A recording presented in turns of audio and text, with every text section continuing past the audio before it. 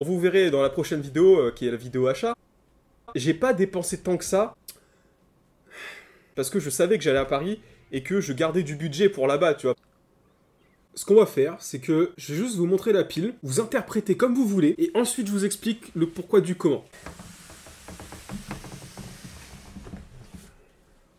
Ça va vous? Alors, oui je sais, pour tout vous dire, je tourne, là on est mardi, et je m'en vais à Paris vendredi après-midi. Mais mon budget est toujours là en fait, et je...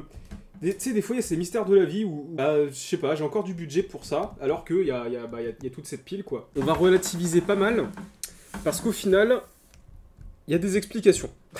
Salut tout le monde, j'espère que vous allez bien, bienvenue dans cette nouvelle vidéo. Vidéo achat, je sais même plus de quel mois on est, voilà, on est décalé, bon, c'est la vie. En vrai, je pense que c'est la vidéo achat comics la plus anarchique que j'ai faite. Il y a 3 mois cumulés dans cette pile-là. Ouais, je sais. Non mais ne vous inquiétez pas, je vais tout vous expliquer, vous avez vu pas mal de choses, oulala, intéressant. J'en profite maintenant pour vous remercier parce qu'on a passé les 2000 abonnés sur la chaîne, je ne sais plus quel jour, là, il y a 2-3 jours pour moi quand je tourne. Bande de fous, bande de malades, merci à tous, c'est... En vrai, c'est insane. Je pense pas que vous vous rendiez compte à quel point 2000 pour moi c'est... Ah, ça commence à faire, hein. Je bois un coup en votre honneur. Et ça fait super plaisir parce que ça veut dire quoi, bande de vieilles moules? Ça veut dire qu'on va fêter 2000 abonnés à Paris pendant 2 jours où j'ai prévu de juste claquer tout ce que j'ai. Moi, je suis quasi sûr qu'il va se passer des choses, hein. D'ailleurs, il m'a engueulé, j'en ai pas parlé la semaine dernière. Je dis on parce que j'y serai avec l'assistant. Mais bon, on s'en bat les couilles, on n'est pas encore à ce week-end, vivons dans l'instant présent. Aujourd'hui, on parle de mes achats comics de 3 mois cumulés, les frères, genre... Le vrai souci, c'est que je sais même pas par où commencer, en fait. Vous savez quoi? On va commencer par ce qui est le plus vieux dans ma tête. Genre, je sais qu'il y a des trucs qui sont là depuis extrêmement longtemps et juste, voilà, j'ai envie qu'ils dégagent. On va commencer par ces bêtes-là. Je crois que c'est le plus vieil achat qu'il y a de cette pile, en fait. Ça fait 3 mois.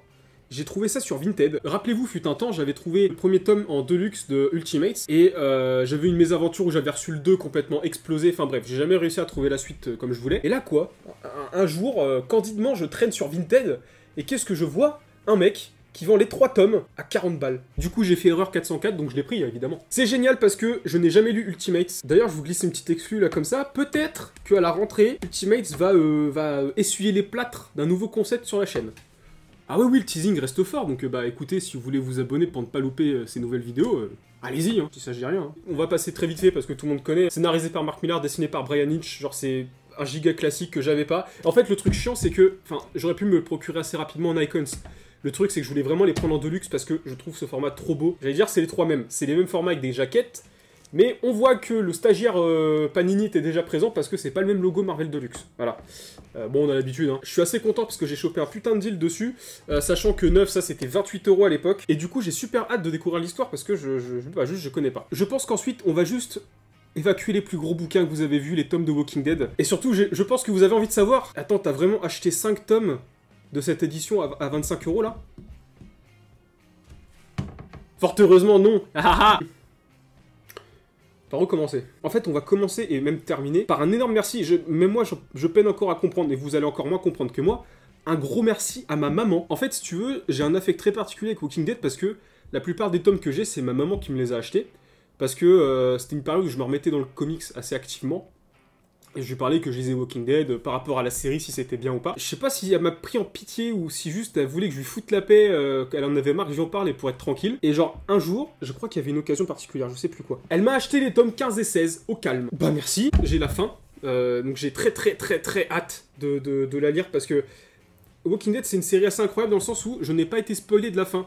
Je sais pas, les comics en général, t'entends beaucoup parler des débuts de série, mais alors qu'une série se conclut, aucune nouvelle. J'étais un peu étonné la semaine dernière avec Gideon Falls, dans la vidéo lecture, je vous invite à aller la voir si vous n'avez pas vu. Avec Walking Dead, juste je ne comprends pas que personne ne parle de la fin. Donc du coup, excellent, j'ai la fin, on pourra enfin savoir comment se termine toute cette épopée absolument fabuleuse. Mais si ça se terminait là. En fait, quand tu prends toute la collection, j'ai que le tome 2, et ensuite je passe au 5 jusqu'au 13 maintenant. 14, non 14. Et en fait, c'est parce que j'avais commencé à l'époque à lire Walking Dead en digital, parce que je me suis dit, bon, c'est quand même relativement long Walking Dead, j'ai pas envie d'acheter 4 ou 5 tomes pour me rendre compte que ça me plaît pas, tu vois, pour pas perdre d'argent dessus. Du coup, je l'ai lu en digital. Je me souviens très clairement avoir lu le premier tome sur Comixology, parce que le système de lecture de BD, enfin des cases, était vachement bien foutu. La suite, je me souviens pas, j'ai dû sûrement le lire en druidique, c'est pas bien, le faites pas. Et du coup, je me suis mis à acheter à partir du tome 5 pour pouvoir continuer en physique, parce que là, j'étais sûr que je voulais continuer. Et donc, en fait, ma mère, elle s'était mise en tête de vouloir, enfin, de compléter mes tomes avant, tu vois. avant de m'acheter la suite à l'époque. Et j'étais en mode non, j'ai envie de savoir la fin avant, donc je m'en fous, mais les tomes, je les ai déjà lus, tu vois, c'est pas grave si je les ai pas au pire. Et donc en fait, elle s'est mise à me les compléter au fur et à mesure, et un jour, juste, elle m'a acheté le 2 parce qu'elle voulait me prendre le premier, mais il n'y était plus, donc elle m'a pris le 2. Et du coup, pour qu'elle ait la paix maintenant, pour que je la laisse tranquille avec toutes ces conneries, elle m'a pris les tomes 1, 3 et 4, comme ça. Parce que voilà. Attends, c'est pour de vrai là je vous avoue que sur le moment, j'ai un peu bugué, mais vous savez surtout ce que ça veut dire. Alors, je vais pas le faire tout de suite parce que ce serait pas total. Mais dans quelques temps, quand j'aurai lu les tomes 15 et 16, on va se prendre 30 secondes, 1 minute, le temps qu'il faudra pour qu'on kiffe, et on va rentrer les 16 tomes dans la bibliothèque. On va faire une vidéo à part, ASMR, Walking Dead, je rentre les 16 tomes dans ma bibliothèque. Je sais pas si je vais assumer, mais je suis quasi sûr que je vais le faire. Donc s'il vous plaît, un max de merci maman dans les commentaires. Alors, remerciez votre maman aussi, on s'en fiche pourquoi, mais juste remerciez-la. Pour parler rapidement du contenu de la série et tout ça, même si 15,9 tomes sur 16 sont dessinés par Charlie Adlard, je me rappelais pas que Tony Moore avait dessiné dans le premier tome, enfin en fait les toutes premières pages c'est du Tony Moore. Et c'est bien plus joli que Charlie Adlard. Pourquoi ils ont pas gardé Tony Moore? C'est terrible. Surtout au niveau de l'ambiance, au niveau des ombres, c'est très différent. Bah ça fait un peu relativiser quoi. En fait c'est surtout marrant de voir l'évolution des zombies.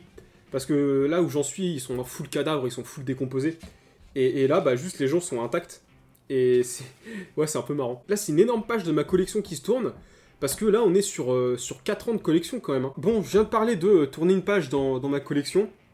Une deuxième page se tourne. Cette vidéo est épique, hein. Vraiment dans tous les sens du terme, il se passe trop de choses. Encore une fois, un bon deal Vinted. Ce dont je vais vous parler plus Ultimate, ce que j'avais trouvé aussi sur Vinted à 40€ les 3. Ça confirme un truc que je dis depuis très longtemps dans les vidéos, c'est que, bien que je ne blâme pas ça, sautez pas dans le jeu de la spéculation tout de suite, prenez le temps. Sautez pas sur la première occasion que vous voyez. Si vous cherchez un truc très précisément, pensez niveau statistique.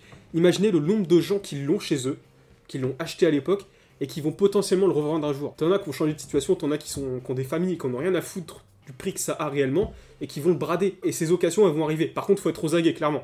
Mais ça va arriver. Ce que je vais vous présenter, c'est une énorme page de ma collection qui se tourne. Je vous ai parlé une ou deux fois de Ghost Rider, je crois. Hein. Ouais. Et je vous ai dit moult fois que je collectionnais les vieux 100% de Panini. Donc les formats souples, nuls, dégueulasses. Et que, en 1 an et demi, ouais, ça fait 1 an et demi à peu près que je les collectionne, il y a 7 tomes, et j'ai trouvé que les 6 premiers. J'arrivais jamais à trouver le 7, et encore, il y en a des tomes comme le 4, par exemple, qui sont vraiment ultra rares. Même le premier, très très chaud à trouver. Et un jour, je me souviens, c'était un dimanche matin, je me lève, je mets ma petite confiture de Reine Claude sur ma brioche, et je vais checker Vinted. Et j'ai ma recherche enregistrée Ghost Rider, tu connais bien. Et là, qu'est-ce que je vois, mec? Et autant te dire que j'en ai fait tomber ma tartine, un mec qui vendait pour 45€ les 7 tomes.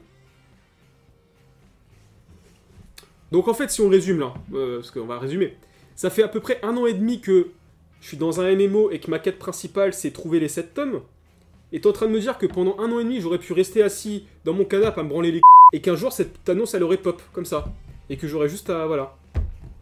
Réellement. Donc en fait le mec il vend le tome 1, le tome 4 et le tome 7 qui sont les plus rares que tu trouves à 45€ l'unité, avec en lot, enfin tous.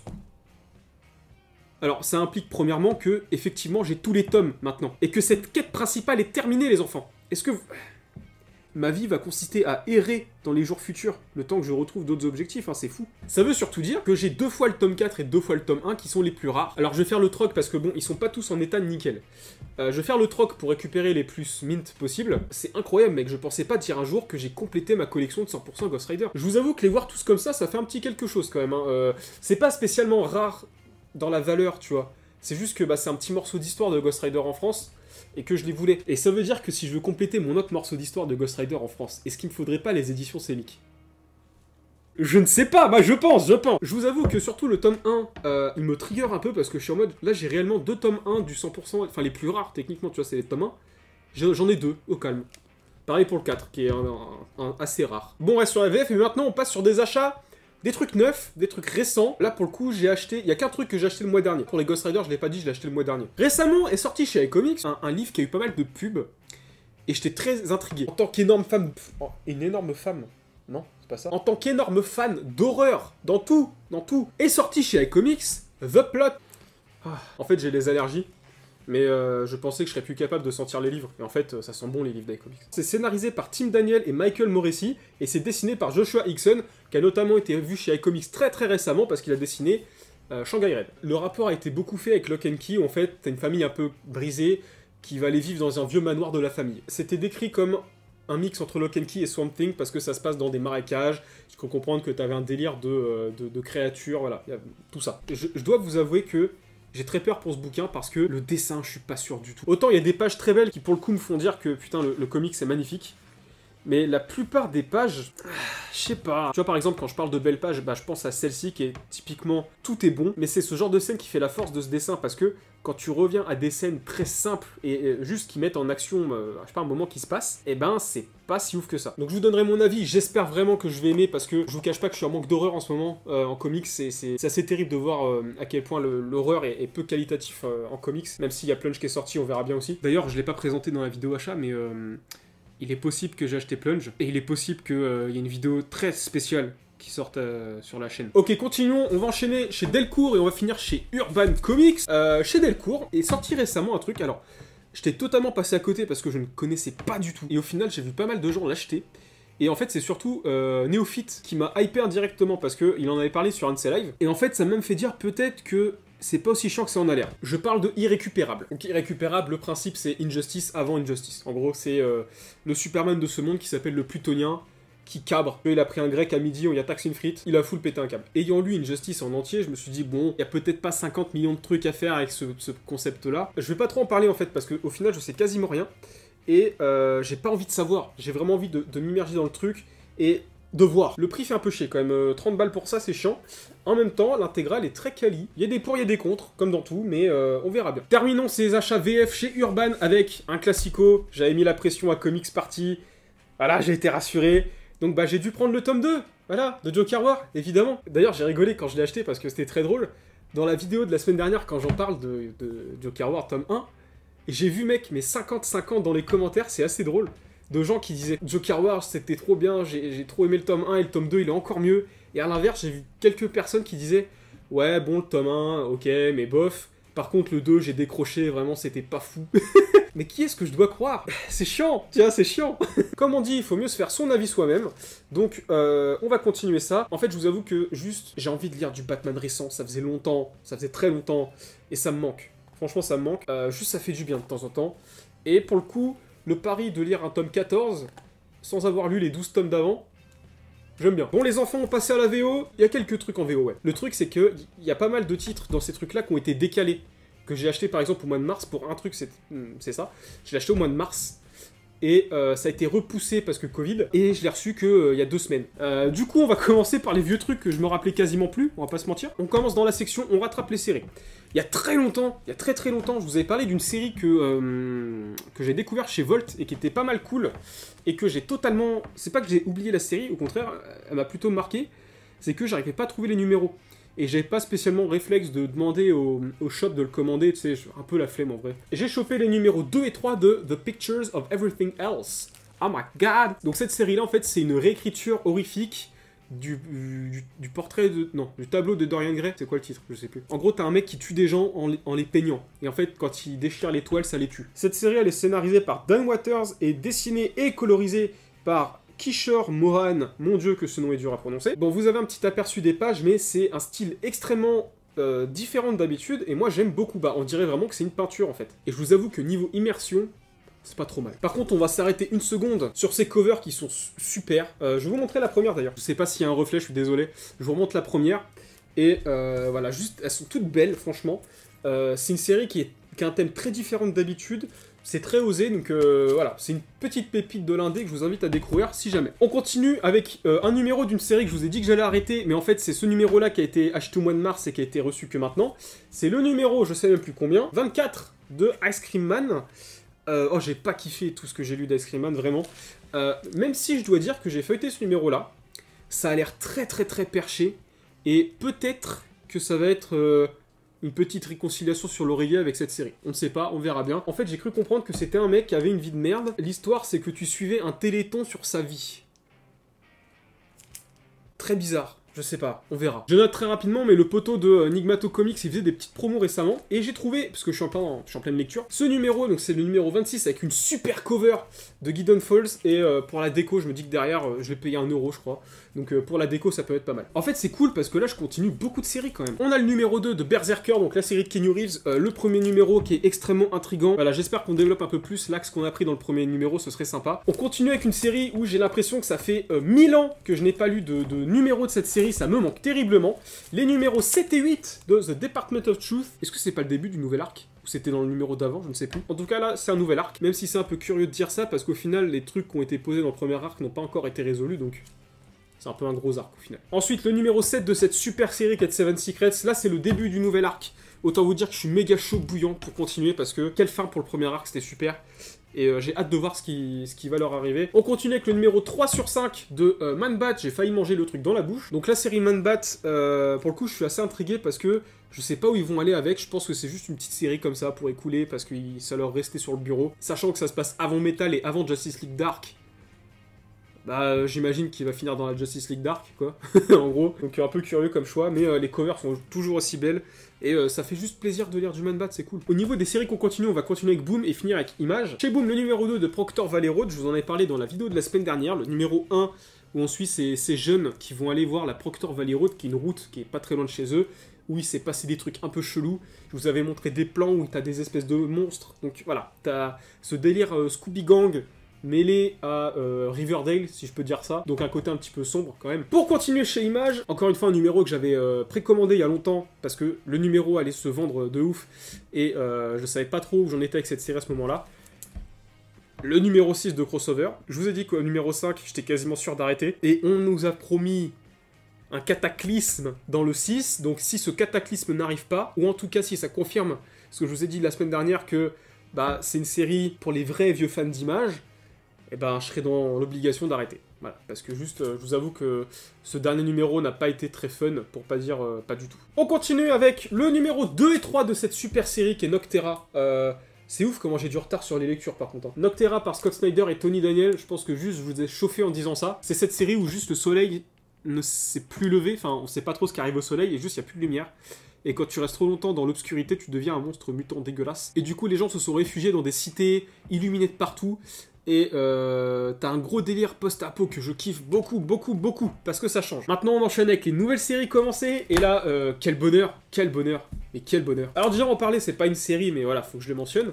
Le one-shot Ghost Rider, parce que qu'est-ce qu'une vidéo de Wayne's Comics sans parler de Ghost Rider, je vous le demande. Donc c'est le one-shot de Ghost Rider dans King Black, ils avaient fait pareil pour Absolute Carnage. Je sais pas du tout comment ça s'inclut, mais est-ce qu'on a besoin d'une raison pour lire du Ghost Rider ? Bien sûr que non. Pour continuer sur les nouvelles séries, une nouvelle série de chez Boom, et là, je vous avoue que je l'ai vraiment pris pour la curiosité. C'est une série sur Magic. Magic, j'ai joué pendant un moment. Là, j'avoue que je suis un peu en pause avec Magic en ce moment. Donc Magic The Gathering, Matching l'Assemblée, le jeu de cartes. Dans l'histoire de Magic, il y a eu pas mal de comics, et là, pour le coup, ils ont fait une nouvelle série. Je sais pas du tout comment ça s'inclut dans le lore, Est-ce que c'est par rapport aux histoires des dernières extensions et tout, j'en ai aucune foutue idée. Ils ont encore fait ce délire des variantes cover cachées. C'est pas la secret spoiler variante en mode elle te spoil et tout. Là c'est vraiment juste on te cache un Planeswalker. Donc les Planeswalkers c'est des mages dans l'univers de Magic si tu veux.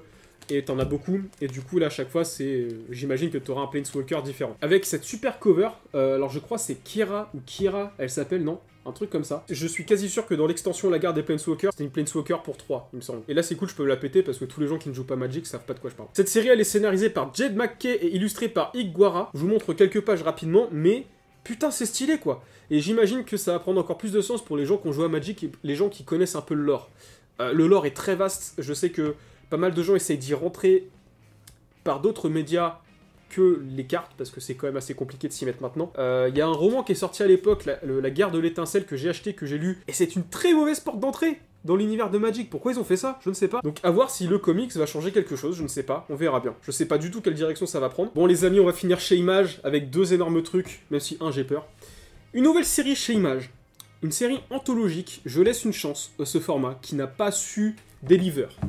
Beaucoup de gens s'extasient devant Haha et devant Ice Cream Man, et je ne comprends pas, vraiment. Tout ce que j'ai lu d'ici là, surtout Haha, j'ai lu tous les numéros qui étaient sortis, jusqu'à il y a 3 semaines. Je comprends pas. Mais là on verra, parce que c'est une nouvelle série anthologique axée sur l'horreur, mais là ça a l'air d'être un format vraiment différent. Ça s'appelle The Silver Coin. Là, au scénario, on a Chip Zdarsky. Vous connaissez Chip Zdarsky ? Bien sûr. Et au dessin, on a Michael Walsh. Je vous montre le style graphique, c'est quand même extrêmement cool, j'aime beaucoup.